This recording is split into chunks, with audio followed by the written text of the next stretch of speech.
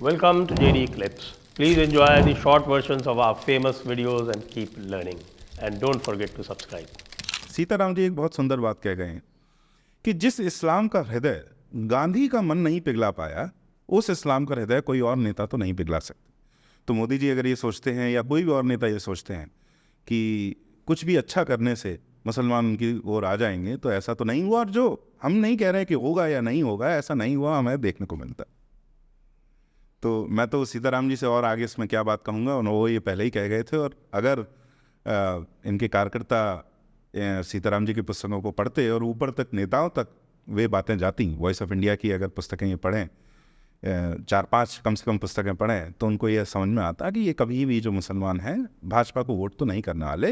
हाँ, अगर ऐसी स्थिति आ जाती है कि भाजपा टीएमसी की भांति, कांग्रेस की भांति संपूर्णतः मुस्लिम तुष्टीकरण पर ही अगर उतर आती है, तो अवश्य वे इसका सपोर्ट करने लगे। लेकिन इसका दूसरा उदाहरण भी है, जैसे असम में जाइए आप जी। असम जो है संभवतः भारतीय जनता पार्टी की जो स्टेट्स हैं जहाँ उनकी सरकार है, वहाँ एनडीए ने 14 में से 11 सीटें जीती हैं, जिसमें से 9 बीजेपी ने जीती। पिछली बार भी इतनी ही जीती थी जी। और 2 उनके सहयोगियों ने जीती हैं। जी।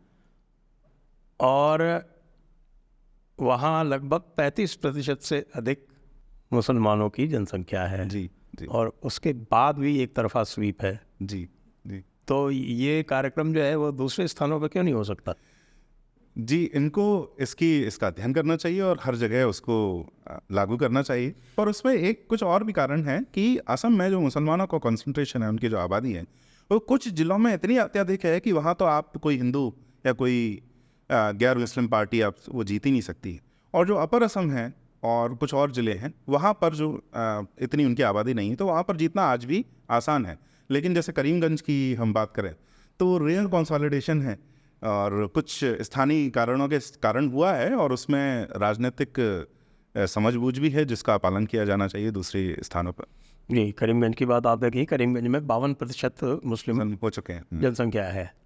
और उसके उपरांत भी वहाँ पर हिंदू की विजय हुई है। जी। जो मुस्लिम प्रत्याशी था कांग्रेस का, वो हारा है। जी। तो और ये भी है कि उसमें एक तीसरा प्रत्याशी भी था, तो संभवतः तृणमूल कांग्रेस का था, जो हिंदू था, उसने भी वोट काटे। जी। जी। लेकिन फिर भी आप ये देखिए, अभूतपूर्व 17,000 वोट उसने काटे। 22,000 से इनकी विजय हुई। और कुछ जो है वो एक AUDF का प्रत्याशी था, उसने भी काटे, वो मुस्लिम वोट काटे। लेकिन 52% के आबादी में जीत के आना, जी, ये एकमात्र उदाहरण है संभवतः जी इस इलेक्शन का। जी। जी, इस चुनाव का तो है। तो ये प्रसन्नता की बात है। इसको दूसरा एक और उदाहरण है मालदा उत्तर का। हाँ, मालदा उत्तर में, लेकिन उसमें तीसरी जो प्रत्याशी कांग्रेस थी, उसने काफ़ी वोट काटे। जी। तो वो भी उदाहरण है। जी। तो ये जो प्रयास किया गया, इसके स्थान पर यदि असम वाला प्रयास किया जाता, क्योंकि असम में आपको पता है जी, कि असम के मुख्यमंत्री तो स्पष्ट कहते हैं कि हमें मुसलमानों का वोट चाहिए ही नहीं। हाँ। तुम तो हमको वोट देना ही मत। जी, इतनी बड़ी आबादी, हम तुम्हारे यहाँ घर जाएंगे भी नहीं वोट मांगने। जी। और उसके उपरांत भी इस प्रकार की सफलता अर्जित करते हैं। जी। और जहाँ सबका साथ, सबका विकास, सबका प्रयास की बात करते हैं, वहाँ पर पता चलता है कि बिखर जाती है सारी। महाराष्ट्र को देख लीजिए। जी। तो फिर इससे भारतीय जनता पार्टी को क्या पाठ पढ़ना चाहिए? जी, ये तो बिल्कुल स्पष्ट है। आप इनका तुष्टीकरण करेंगे तो या तो इस प्रकार से तुष्टीकरण करेंगे, आप केवल उनकी ही पार्टी बन जाए। जिस प्रकार से ममता दीदी जो हैं, कि अगर वहाँ हिंदुओं का नरसंहार भी हो रहा है तो ममता दीदी बड़े खुले से उसको देखती रहती हैं और उन्हें उससे कुछ भी कष्ट नहीं होता। या तो तुष्टीकरण की इस सीमा तक पहुँच जाए, तब भी वे ये ध्यान रखें कि मुसलमान आपको अच्छा नहीं समझ रहे हैं। वे दारुल हर्ब को दारुल इस्लाम बनाने की प्रक्रिया में आपको एक अच्छी इकाई मान रहे हैं कि हाँ, अब ये जो है, ये जो पार्टी है, ये हमारे काम की बनी है, क्योंकि ये 100%, 200% तुष्टीकरण पर आ चुकी है। जो कांग्रेस और भारत की भाजपा के अलावा सारी पार्टियां हैं अभी, तो या तो आप उस स्थिति तक चले जाइए, नहीं तो ये बीच में बाइनरी है, ये आर या पार है। या तो आप उनके पूरी तरह उनके तुष्टीकरण करके उनके वोट लीजिए, नहीं तो अगर आप बीच में रहना चाहेंगे तो इनके वोट बिल्कुल भी ना मिलेंगे। तो यह तो ये हेमंत विश्व शर्मा को समझ में आ चुका है। परंतु एक और मैं बात कर, करीमगंज की बात हुई और हमको जो लंबे लॉन्ग टर्म की हमें जो बातें सोचनी चाहिए कि असम में आज तो जीत रहे हैं और बहुत सुंदर नियति उन्होंने अपनाई भी है हेमंत विश्व शर्मा ने, जैसे हम चर्चा कर भी रहे थे कि डिलिमिटेशन जो कॉन्स्टिट्यूंसीज का किया है वो भी सुंदर हुआ है। परंतु उससे हमें एक और सीख ये लेनी पड़ेगी कि यह एक लूजिंग बैटल है जब तक कि आप CA NRC पूरी तरह लागू नहीं करते, जब तक कि आप उनकी जनसंख्या को भूमि पर नहीं रोकते। देखिए, करीमगंज की जब बात चलती है तो लोगों को गलत ये समझ है भारत के बारे में कि एक ही चिकन नेक है, जो हम सब जानते हैं सिलीगुड़ी कॉरिडोर। भारत में 3 चिकन नेक्स हैं। एक गुरदासपुर पठानकोट का जो हमने जिला लिया था पाकिस्तान से, वो इस कारण से कि जम्मू कश्मीर से हमारा एक्सेस केवल पहाड़ों से होता। तो आपको दिखता तो है गर्दन में हिमाचल प्रदेश है, परंतु स्पीति और ये जो दूसरी वैली है, जो चंबा की जो वैली है पूरी, जो पहाड़ हैं वो पूरे आ जाते हैं। बहुत ऊंची माउंटेन रेंजेस हैं। आपकी आर्मी तो उनको सुलभ जो एक्सेस JNK का तो होता नहीं। तो गुरदासपुर पहला कॉरिडोर है। पठानकोट पे इसलिए पाकिस्तान का आक्रमण भी बार बार होता है, परंतु चूंकि पश्चिमी सीमा है और पाकिस्तान जो है उससे हमारा शत्रु थोड़ा ठीक ठाक है, क्योंकि वो पूरे विश्व में एक टेररिस्ट कंट्री की तरह, देश की तरह, आतंकवादी देश की तरह प्रसिद्ध है। परंतु बांग्लादेश हमें मित्र लगता है, जो कि हमारा बड़ा शत्रु है, पाकिस्तान से भी बड़ा शत्रु हमें कहना चाहिए।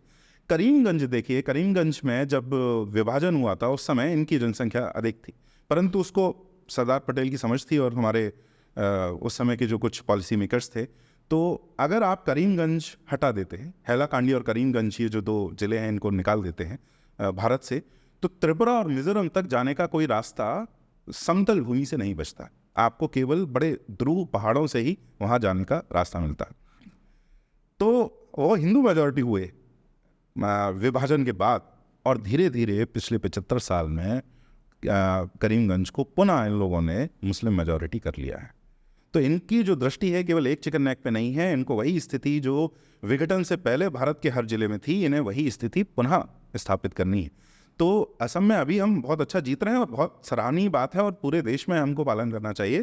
पर यह सिविलाइजेशनल समस्या है, यह सभ्यतागत समस्या है। इसको चुनाव के ही स्तर पर अगर हम डील करने का प्रयास करेंगे तो ये संभव नहीं होगा। इसको जाकर सभ्यता के स्तर पर ही हमें डील करना पड़ेगा। कई बार इसका जो स्थायी समाधान बताया जाता है वो ये है कि घर वापसी के अतिरिक्त कोई समाधान नहीं है जी। लेकिन घर वापसी क्या इतना आसान है? अभी आपने देखा है इन्होंने पसमानदा आउटरीच की जी, और वो पूरी तरह से फेल हुई। जी जी जी। तो ये पसमानदा आउटरीच का जो इनका मेथड था उसके बारे में कुछ बोले। मेरे अपने विचार हैं, वो मैं बाद में बोलूँगा। जी, देखिए, कोई भी आप पशमांडा कहें या कुछ दूसरा कोई इनका धड़ा ले आएँ, जैसे बहुत सारी लड़ाइयाँ हैं इस्लाम के बीच में, और मैं तो कहता ही रहता हूँ और हम लोग पहले भी चर्चा कर चुके हैं कि ऐसा नहीं है कि इस्लाम के घर में कोई फूट नहीं। आप जाके देखेंगे, कॉनराड डायल्स बोलते हैं और बहुत सही बोलते हैं कि 95% से अधिक मुसलमानों की जो हत्या होती है, मारे जाते हैं वो वायलेंट ढंग से युद्ध में या सिविल वॉर में, तो वो तो मुसलमान ही उन्हें मार रहे हैं। 5% से कम ही जो किसी ईसाई या यहूदी शक्ति से लड़ने में उनकी जान जाती है, बाकी तो मुसलमान ही मार रहे हैं। तो ऐसा नहीं है कि इनके बीच में युद्ध नहीं है, इनके बीच में फॉल्ट लाइंस नहीं है, बहुत हैं और ये एक दूसरे को बहुत मारते भी हैं।